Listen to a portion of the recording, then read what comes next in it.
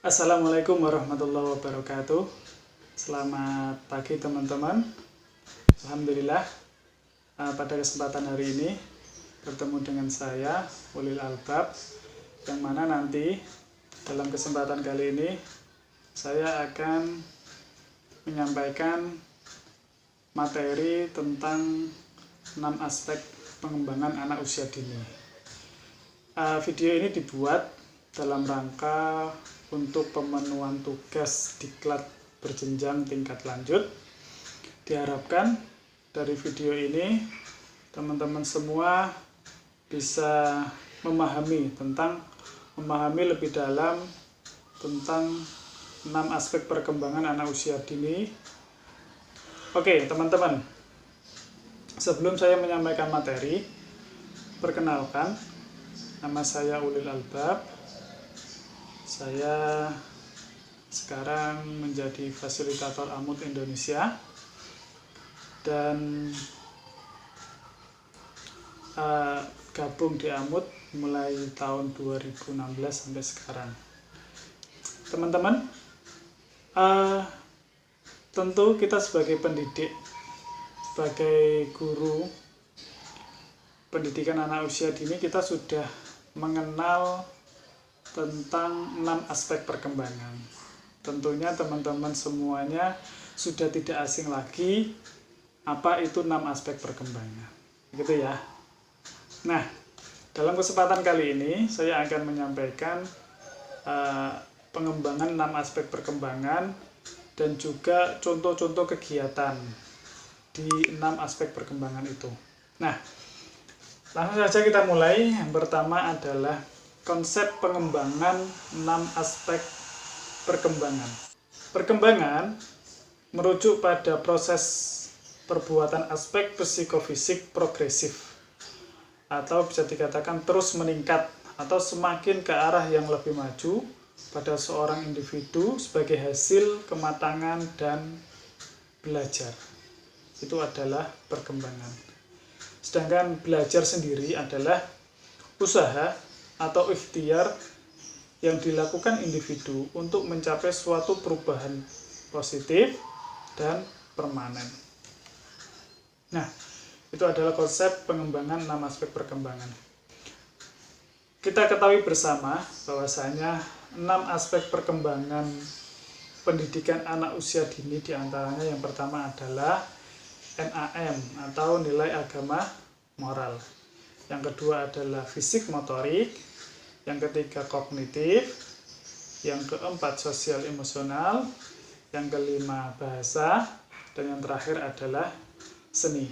Ini adalah 6 aspek perkembangan yang wajib distimulasi setiap pendidik anak usia dini, karena untuk mencapai atau untuk mengetahui anak itu sudah berkembang, anak itu sudah terstimulasi dengan baik atau tidak, maka guru-guru PAUD harus menstimulasi 6 aspek perkembangan ini agar tahu perkembangan anak sampai ke level yang mana. Itu ya teman-teman. Oke teman-teman, bisa kita lihat di sini ada beberapa contoh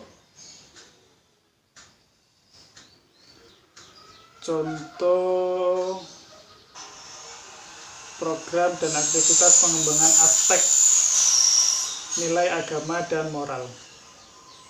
Nah, gambar yang pertama itu ada kegiatan praktek beribadah ya. Praktek kegiatan ibadah setiap hari. Kompetensi yang dicapai adalah KD-nya 3141, 3.1, 4.1, yaitu melakukan kegiatan beribadah setiap hari. Ini KD yang ingin dicapai. Yang kedua, anak diperkenalkan hewan berupa kelinci. Nah, kompetensi yang ingin dicapai itu KD-nya 1.1, mempercayai Tuhan melalui ciptaannya dengan memperkenalkan anak hewan kelinci. Itu bisa menstimulasi anak tentang meyakini atau mempercayai Tuhan melalui ciptaannya. Ciptaannya Tuhan apa? Yaitu hewan berupa kelinci. Oke. Contoh selanjutnya adalah contoh program dan aktivitas pengembangan fisik motorik. Nah, bisa kita lihat teman-teman, itu ada kegiatan-kegiatan yang menggunakan atau pengembangan fisik motorik ya. Yang pertama itu ada kegiatan senam. Kompetensi yang ingin dicapai adalah KD-nya 2.1, memiliki perilaku yang mencerminkan hidup sehat. Dengan senam anak bisa lebih sehat badannya gitu ya. Nah, terus aktivitas yang kedua itu bermain di luar kelas. KD-nya yang ingin dicapai adalah 3.3, 4.3, yaitu menggunakan anggota tubuh untuk pengembangan motorik kasar. Itu ya. Jadi yang distimulasi adalah motorik kasarnya di sini dengan aktivitas-aktivitas di luar ruangan. Terus selanjutnya ada kegiatan berenang atau bermain perosotan. Itu KD-nya yang ingin distimulasi, yang kompetensinya KD-nya berupa sama 3.3, 4.3, yaitu kegiatan melatih motorik kasar. Nah, ini adalah kegiatan-kegiatan yang bisa menstimulasi aspek perkembangan fisik motorik. Contoh berikutnya yaitu aktivitas pengembangan kognitif. Nah, gambar yang pertama itu kompetensi yang ingin dicapai adalah KD-nya 2.3, memiliki perilaku kreatif. Dengan anak bermain balok berwarna, anak bisa berkreasi sesuai dengan keinginannya. Dan juga KD 3.6, 4.6, mengenal bentuk, pola, dan warna. Nah, di situ kan ada beberapa bentuk di baloknya, ada kotak, ada lingkaran, ada yang lonjong juga, ada yang segitiga, begitu dan warnanya pun bervariasi. Jadi anak bisa mengenal bentuk dan juga mengenal pola dan warna. Terus kegiatan atau gambar yang kedua itu mencerminkan atau kompetensi yang ingin dicapai adalah KD-nya 2.1, perilaku yang mencerminkan rasa ingin tahu. Selanjutnya, contoh pengembangan aspek sosial emosional. Nah, teman-teman, di gambar itu dengan kegiatan yang ada di gambar, kita bisa menstimulasi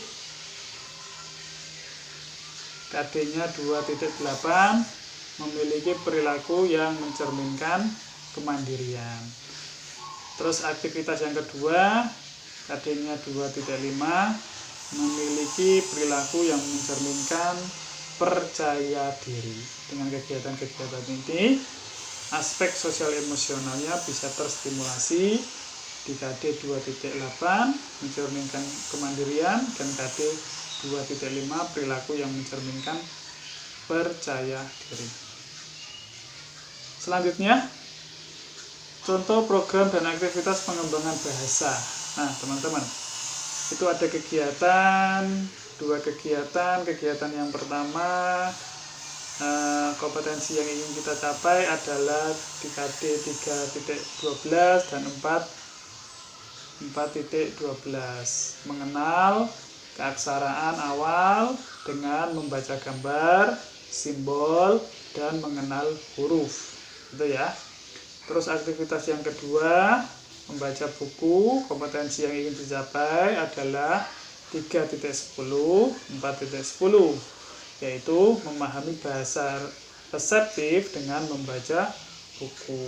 Nah, ini jadi dengan aktivitas ini, aspek yang ingin distimulasi adalah aspek bahasa. KD-nya 3.12, 4.12, dan juga 3.10, 4.10. Selanjutnya, contoh program dan aktivitas pengembangan yang menstimulasi aspek perkembangan seni. Nah, kalau seni itu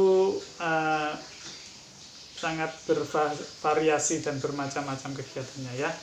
Nah, ini ada 2 kegiatan. Kompetensi yang ingin dicapai adalah KD-nya 3.15, 4.15, yaitu membuat berbagai hasil karya.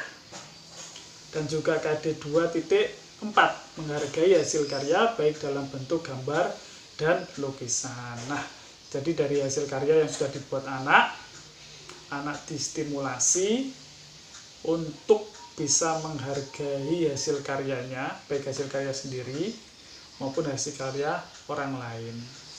Hasil karyanya berupa apa? Bisa berupa gambar, bisa berupa lukisan, bisa juga hasil karya yang lain. Nah, itu adalah contoh-contoh kegiatan yang bisa menstimulasi 6 aspek perkembangan beserta KD yang ingin dicapai. Oke teman-teman, jadi yang perlu diperhatikan adalah ketika kita membuat kegiatan, kita harus menyesuaikan kegiatan itu dengan usia anak yang pertama. Yang kedua, tingkat kesulitannya juga diperhatikan sesuai dengan usia anak. Yang ketiga, kita harus tahu kegiatan ini bisa menstimulasi aspek perkembangan apa. Apakah NAM, apakah FM, apakah kognitif, bahasa, atau fisik motorik, atau seni. Itu tentukan. Bisa menstimulasi aspek apa. Terus yang terakhir adalah, kalau dulu di kurikulum 13 kita masih mengenal KD. KD yang ingin dicapai itu adalah KD apa? Itu ya. Itu dari inti materi 6 aspek perkembangan yang dapat saya sampaikan. Demikian, kurang lebihnya mohon maaf. Wassalamualaikum warahmatullahi wabarakatuh.